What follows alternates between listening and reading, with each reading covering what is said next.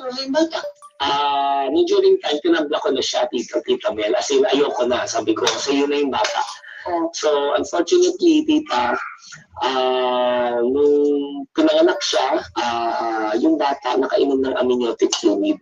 Ay, Tapos, sa kinulang yung, yung budget na naipon niya. So, ang ginawa niya is, kinontak niya yung friend ko na i-reach out ako.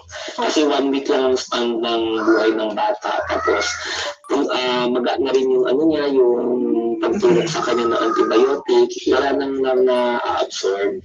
Pati tapos wala silang enough na pera na para bayaran yung antibiotic. Yung gamot.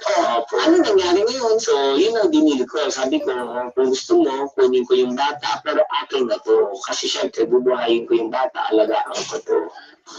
Ano ba? Hindi sila naman yun. Kaya ako yun. Ako sa saan. Ako nagmumulit sa akin namin. Kung matutunin mo, hindi ako nagsumaya. Hindi mo na mababago ang mga nangyayari ba? Ang meron ka, ngayon.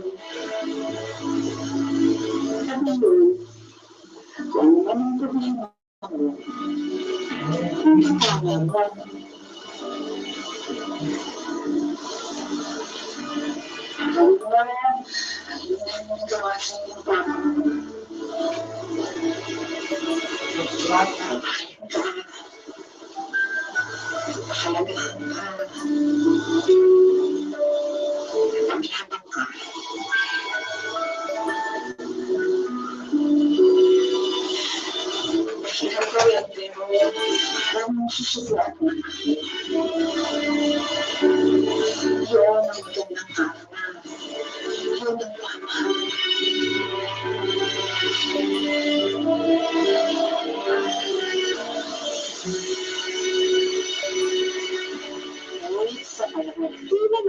Na ni Wilbert ang lahat.